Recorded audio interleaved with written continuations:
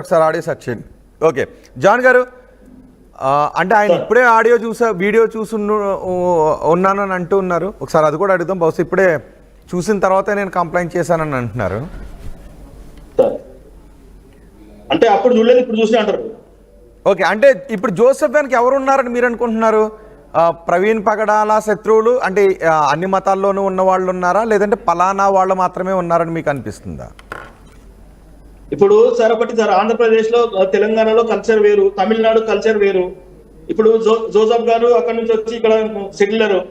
Joseph గారికి కొంచెం Christianity కోసం కానీ ఆంధ్రప్రదేశ్ తెలంగాణలో ఉన్న రాజకీయాల కోసం తెలుగుకుండొచ్చు.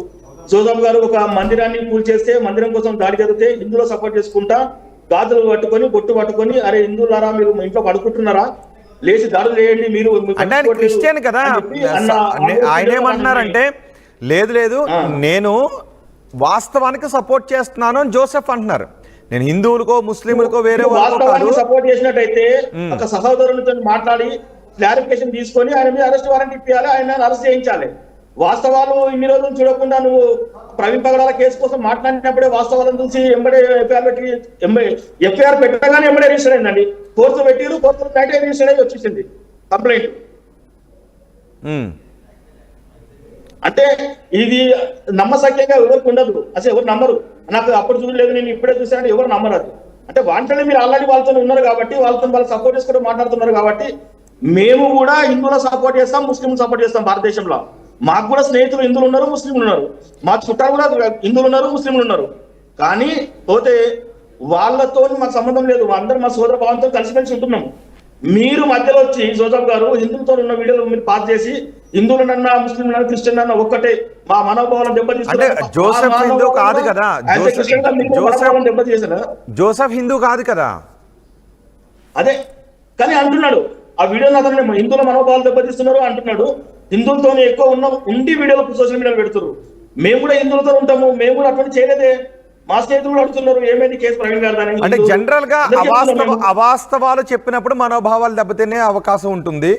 సో ఇక్కడ అవాస్తవాలను చెప్పి మనోభావాలను దెబ్బతీసినప్పుడు ఇది ఏ మత మనోభావాలను దెబ్బతీసిన అవాస్తవాలతో నేను మాట్లాడతాను అని జోసెఫ్ అన్నారు. అందులో భాగంగానే మా క్రిస్టియన్ల మనోభావాలు కూడా మా మత మనోభావాలు దెబ్బతినేలా అజయ్ మాట్లాడాడు కాబట్టి అజయ్ బాబు కంప్లైంట్. జోసెఫ్ గారు రాధా మనోహర్ అనే వ్యక్తి బైబిల్ మీద ఉచ్చబోయండి అన్నప్పుడు మా మనోభావాలు ఎక్కడ వెళ్ళినాయి?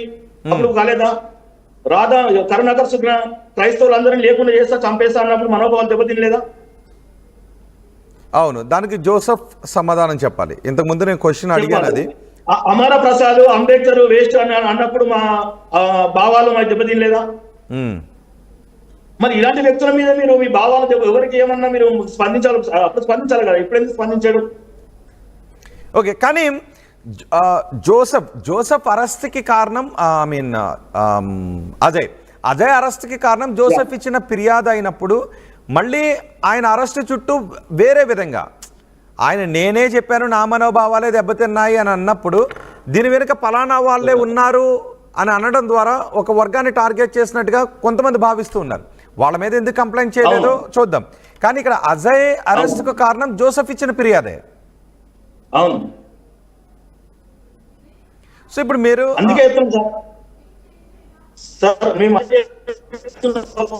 గారికి వేరే వాళ్ళ మనోభావాలు దెబ్బతిన్నప్పుడు కంప్లైంట్ ఇచ్చారు, కానీ మా మనోభావాలు దెబ్బతిన్నప్పుడు కంప్లైంట్ ఇవ్వలేదు అంటున్నాం. ఓకే, కానీ అజయ్ మాట్లాడిన మాటలు జోసెఫ్ లాంటి వాళ్ళ మనోభావాలు దెబ్బతినడానికి అవకాశం ఉందా లేదా? అజయ్ మాట్లాడిన మాటలు జోసెఫ్ మనోభావాలు దెబ్బతింటే జోసెఫ్ అజయ్ బాబుతో మాట్లాడి, బాబు ఏంటో ఇట్లా అన్నావు మమ్మల్ని, నా మనోభావాలు దెబ్బతిన్నాయి, నా ఒక్కని మీద తిన్నాయి, నేను ఒక్కనే ఉన్నా ఇండియాలో, నా ఒక్కని మనోభావాలు దెబ్బతిన్నాయి కాబట్టి ఒక్కనే అడుగుతున్నా అని చెప్పాలా.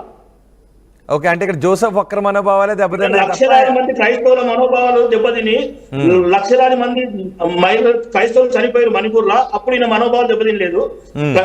లక్షలాది మంది కోట్లాది మంది క్రైస్తవుల మీద దాడులు జరుగుతున్నాయి, చర్చలు నాశనం చేస్తారు, అప్పుడు ఈయన మనోభావాలు దెబ్బతినలేదు.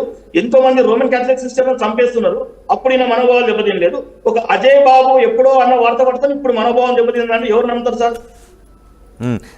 ఓకే, కానీ ఇప్పుడు అజయ్ బాబు మీద కంప్లైంట్ చేసిన జోసెఫ్ కాబట్టి అటు అజయ్ బాబుకి ఎవరి నుంచి థ్రెట్ ఉండే అవకాశం ఉంటుందని మీరు అనుకుంటున్నారు? సార్ అజయ్ బాబుకి ఎవరైతే అజయ్ బాబును టార్గెట్ చేసి కేసులు పెట్టిస్తున్నారో వాళ్ళ నుంచి థ్రెట్ ఉన్నది. ఫర్ ఎగ్జాంపుల్ అజయ్ బాబు కోసం రాధా మనోహర్ మాట్లాడిండు, అజయ్ బాబు కోసం కరుణాకర్ సుగ్న మాట్లాడిండు, అజయ్ బాబు కోసం అమర ప్రసాద్ మాట్లాడిండు, అజయ్ బాబు కోసం మాట్లాడే అట్లా వందలలో వ్యక్తులు ఉన్నారు. వాళ్ళందరి వ్యక్తిత్వమే ఈయన మీద పనిచేస్తుంది అనుకుంటున్నాం మేము. వాళ్ళ నుంచి అజయ్ బాబుకి ఏమైనా జరిగినా మేము దాన్ని ముందుకు తీసుకెళ్తాం, సీరియస్ తెలుసుకుంటాం. ఓకే, ఇప్పుడు మీరు బెయిల్ కోసం ప్రయత్నాలు చేస్తున్నారు, ఇవన్నీ నిన్న వెళ్ళి మీరు అజయ్ బాబుని కూడా కలిసి వచ్చారు. సో ఇప్పుడు జోసెఫ్ దగ్గరికి వెళ్ళి ఓకే అజయ్ బాబు మీద కంప్లైంట్ విత్డ్రా చేసుకునే విధంగా ఒకవేళ అలా అంటే మళ్ళీ ప్రలోభ పెట్టారని అంటారేమో. సో అంటే ఒకవేళ కలిసి కూర్చుని మాట్లాడి ఒక చోట జోసెఫ్ గారితో కలుస్తాము. జోసెఫ్ గారికి ఏమైనా మనోభావాలు దెబ్బతిని ఉంటే మేము ప్రత్యేకంగా క్రైస్తవులుగా మేము సారీ చెప్తాము.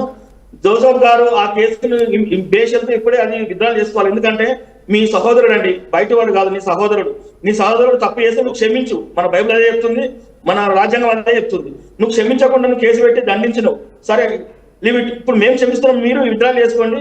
మీరు క్షమించి మీ సహోదరుని మీరే కాపాడాల్సిందిగా నేను విన్నపిస్తున్నాం. మేము ఓకే జోసెఫ్ గారు వినిపిస్తుందండి ఇప్పుడు జాన్ మాట్లాడారు. ఇంకో విషయం జోసెఫ్ గారు ఎప్పుడు ఎవరితో లైవ్ లో మాట్లాడినా గానీ నేను ఒక లిస్ట్ తయారు చేశాను, ఒక లిస్ట్ రెడీ చేశాను అని చెప్తున్నారు. మీరు తినండి, నేను పంపిస్తాను మీకు. ఏం లిస్ట్ అది? అంటే ఎవరి లిస్ట్? సార్ మొన్న ఒక వీడియో వచ్చింది అంబేద్కర్ టీవీలో, జైభీం టీవీలో ఒక వీడియో వచ్చింది. అందులో కూడా 132 మంది వీడియో లిస్ట్ రెడీ అయింది, ఇప్పుడు ఒక్కొక్కరిని లేపేస్తాము అని వాళ్ళు చెప్పారు. అందులో వాయిస్ ఈయనేమో నేను లిస్ట్ రెడీ చేశాను, ఇప్పుడే స్టార్ట్ అయింది, ఒక్కొక్కరిని నేను చూస్తున్నాను అని ఈయన లిస్ట్ అని చెప్తున్నాడు.